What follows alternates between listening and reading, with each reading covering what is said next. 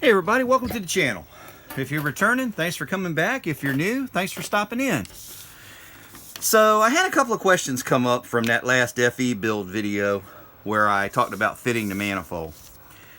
And they're pretty common questions to doing any manifold, but particularly on an FE with its weird little half manifold, half head manifold, which is a great design. It's just, it's different. So let's draw us a simulation of an FE motor here, and I'm putting the exhaust ports on the heads to help make this a little clearer. Block going down, deep skirt, cam opening, big round bell housing. Okay, so you got three critical dimensions when you're working on an FE, and I forgot to turn the other light on over here. You got to stay parallel to your head faces. You got to stay parallel to your valve cover rail, which is kind of specific to the FE. And you got to maintain a minimum clearance along your china wall, front and rear of the engine. Now we're just going to focus on the back of the engine. Now another thing that can happen with old manifolds, you got those intake pods along the push rod area. They can warp and twist at different angles given the type of manifold they're on and how thick or thin the webbing in the manifold is.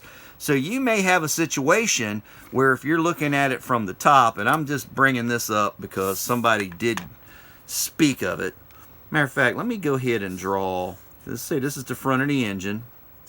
And we're just going to go down to past the driver's side of a standard FE, and we're at the manifold. And just imagine there's some push rod holes in here. And here's the head. Here, and the carburetor's over here, so here's the two ports of our 4-barrel. And there's the valve cover rail. Okay, so back here, this one might be perfectly level. Then this one's touching here, but you got a gap on this side. And then on this one, it's going the other way. You got a gap here, and then the front one could be the same way or opposite. Some of those old intakes from the 60s, late 50s, early 60s, particularly aluminum ones, are super, super thin cast. Whether they're aftermarket or factory, they're thin. And they can warp and twist in all kind of weird ways. Plus, you don't know if it was sitting on an engine that was allowed to freeze and water stretched, ice water stretched it as it broke the head, or somebody ran it really hot and maybe it was the car was on fire and the engine was hot and somebody throwed water on it, or it just set in a bad area and it's got God knows what soaked into the aluminum and it's actually starting to corrode a little bit. You never know. So that's why it's imperative to go back with that feeler gauge. And even on a brand new manifold, go back with that feeler gauge and check around as many places as you can get your fingers or your feeler gauge into, and you want to feel no clearance. So that's enough about that, but just something to think about. And this is an extreme situation. I've only ever seen this once, to be honest, but I have seen it. Now, the three most important things along the china wall, front and rear. You want a recommended clearance of 165 thousandths. Let me get the Sharpie so that'll show up better. 165 thousandths between the bottom of the manifold and the block. Now, the two people that asked me, what do you do if your manifold's bottoming out on the block? That manifold's probably been cut a lot out here, or the heads have been cut. Now, I didn't know the particular situations, but that's usually the two things that makes that happen. Now, what also happens when you do that, when you have that situation, is if that manifold drops all the way down, you'll notice that there's usually a really wide gap between that manifold and the head on both sides or one side. And if you get to looking and checking, like check square to the back of the manifold, bottom of the manifold, to the top of the carburetor mounting area, and you'll find that it's twisted. And they were really cutting on it trying to reuse it, and then it ended up at the swap meet or somebody just sold it on eBay or whatever. Or maybe they threw it away and somebody else didn't know about it and took it out of the junk pile and said, hey, I'll put it in my pile, and it ended up. But the fact is, it's out there and running around, and you have to check for it. Okay? Now, the other two critical dimensions are you want to be parallel to your heads, both sides, of course, and you need to be parallel to your valve cover rail at the top of the head. Now, I drew this a little wide on purpose so it'll show up on the camera. What typically happens is you're either touching at the top and you come down at an angle, or you're touching at the bottom and you go up on an angle. And I've exaggerated that for the camera. Now, I'm going to flip this over. The neat part of drawing on this legal paper with that Sharpie is it soaks through. I only got to draw it once. So excuse the fact that that number is now backwards. Let's redraw the China wall clearance. And on this side, we're hitting the head at the bottom, but we're wide at the top. And on this side, we're hitting the head at the top, and we're wide on the bottom. So what are we going to do? You're going to have to cut at an angle from top to bottom on this side, and from bottom to top on this side. All right, now when you do that, you just took in the sides. So now the manifold is going to drop down. So now this clearance has changed. So now you got to see if you got to mill some off the bottom. And this is where it gets tricky with the FE. Some people will do one or the other and forget to do the other, or they'll do these two and forget to check the valve cover rail. And really, that's all there is to it. Now, this is one of those cases, the old adage of an insecure person wears belts and suspenders. Well, this is definitely a belts and suspenders situation, because these manifolds are not cheap. They're not easy to find anymore. And even a new one is pricey. Even though it's available, it's pricey.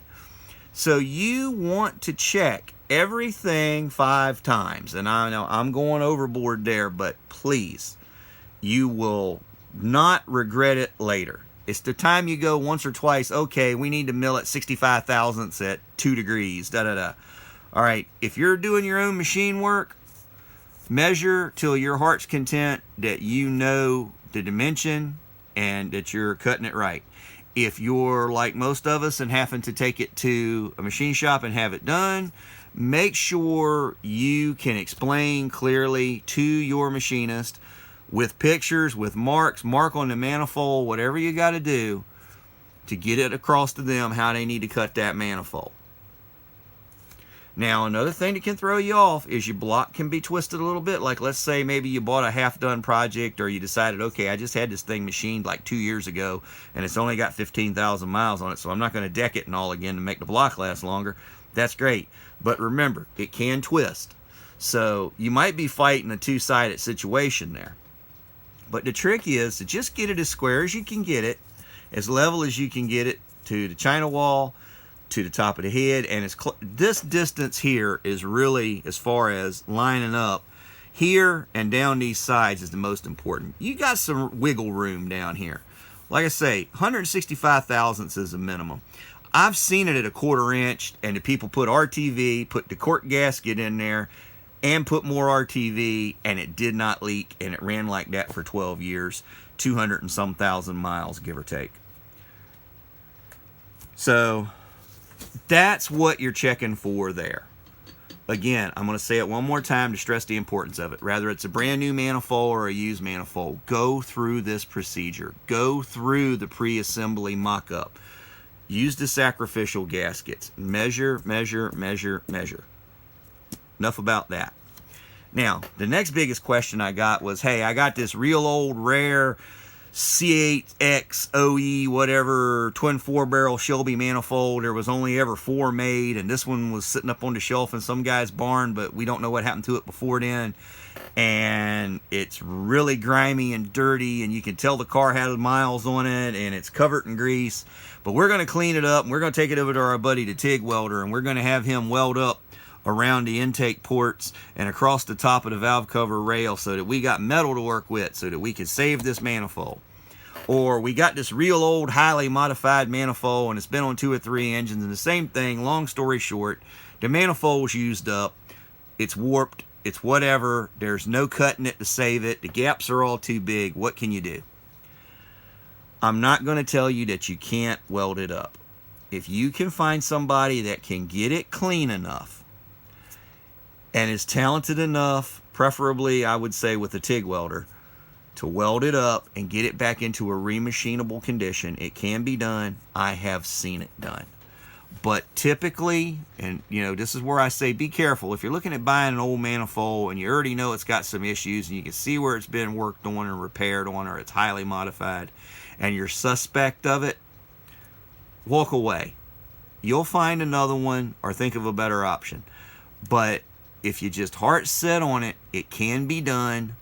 But don't let it destroy you or spend so much money on it that you can't eat it if it can't be repaired.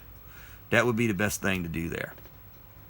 So that's all I'm going to say about that. It can be done, but just be real cautious about it. And the third thing was using your factory original bolts or your existing bolts with your new aluminum heads, whether it's on an FE or not. And I did talk about that a little bit in a video that I was not going to put out while I was building the FE project number 1. So I'll take that since enough of you ask about it, and I will make a little video out. I'll try to get it out in the near future. But I do have the manifold installed on the engine. I did shoot it. I just got to get it edited, and I need to try to get that out first. So that's where we're at. I hope you found this entertaining, interesting, informational, hopefully somewhat inspiring. A little hard to make this one super inspiring.